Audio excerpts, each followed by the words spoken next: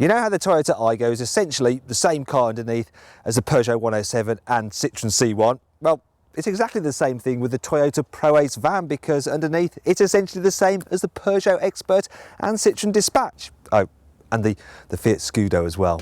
The Japanese van's range isn't quite as extensive as its European equivalents, as there are just 4 body combinations. You can get short and long wheelbase versions, but only the long wheelbase is offered in high roof as well as low roof guise, while the crew cab is low roof only. Now, one of my favourite things about the Toyota Proace is this. You don't just have one sliding side door, but ta-da! You have 2, and that means you can load your standard Euro Pallets. That's the size of that, by the way. You can load them either side. There's a couple of things you need to know. The first is that because of the wheel arches, with the wood ply lining, which is good to protect the inside of your van, you'll notice it's a little bit of a tight squeeze for the pallet there. This bulkhead is another thing I should point out. It's optional, it's not standard like on a Renault Traffic, and it's got these vents in it, so you do get a bit more noise entering through into the cab. On the plus side though, we've got 8 of these handy tethers to keep your load secure, and as you can see in this short wheelbase version, you can easily fit in 2 Euro pallets. Problem is, for those of you who like the long wheelbase version of the old Hiace, the long wheelbase version of this is about 50 centimetres shorter, so it might not be quite so popular with tyre fitters. Also, it's front wheel drive, whereas the Hiace was rear wheel drive, so its towing capability isn't quite so impressive. That said though, it will still tow a 2-ton trailer. Load volumes start from 3.6 metres cubed in the long wheelbase crew version. There's 5 metres cubed in the low roof short wheelbase panel van to 7 metres cubed in the biggest model. Meanwhile, payloads range from 1,000 kilograms to 1,200 kilograms, so all models qualify for VAT. Now, in terms of in-cabin storage, at first you think the Proace is pretty good. For instance, you have a lockable glove box so you can keep your Jaffa cake safe from your workmates. There's a big cubby on there for your crisps. There's some roof bins for your copy of the daily newspaper, and there's somewhere for your mobile phone here, and you can lose your wallet if you want under here. And then you look around for a cup holder in which to put your big can of drink, and turns out there's only one available for the driver. It's down here in the rather small side door bin, and when you look at it, it's actually quite shallow, and that means that if you accelerate or brake, your drink can tip out, and as you can see, that's happened to me because there's a bit of a sticky residue down there, which isn't particularly nice. Also, unlike on some other vans, such as the Ford Transit Custom, you don't have storage underneath the passenger seat.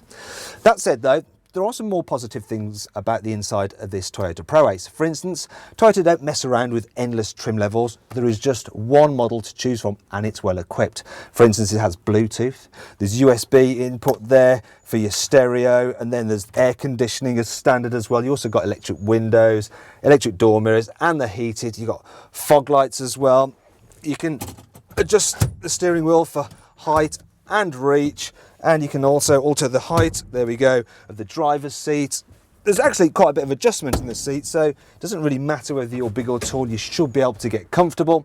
Another good feature of this van is that you got front driver and passenger airbags, plus you got ESP anti-skid control to prevent an accident in the first place. Now, you don't get that as standard on the Proace's twin, the Peugeot Expert.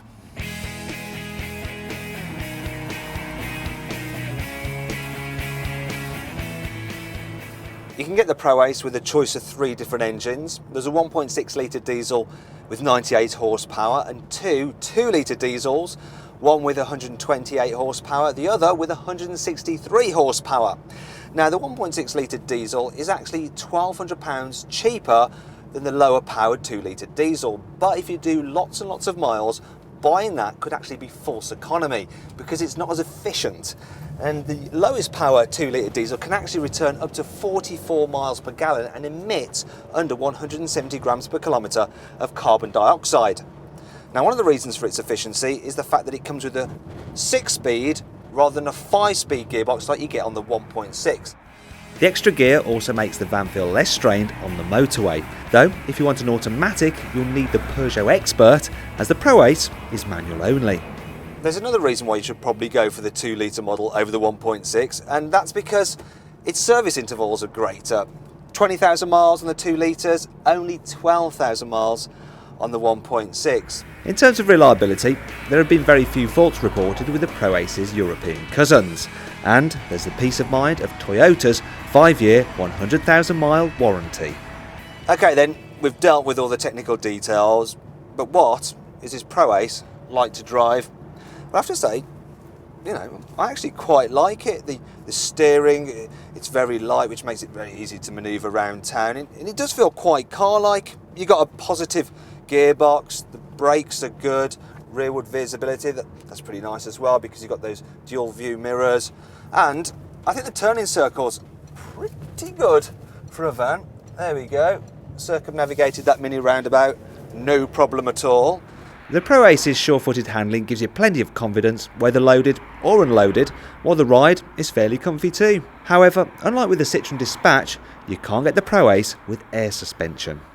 Another thing, I don't think you sit quite as high up as you do in something like a Volkswagen Transporter, and so you don't get such a great view looking over other traffic, and yeah, you don't feel such like you're king of the road.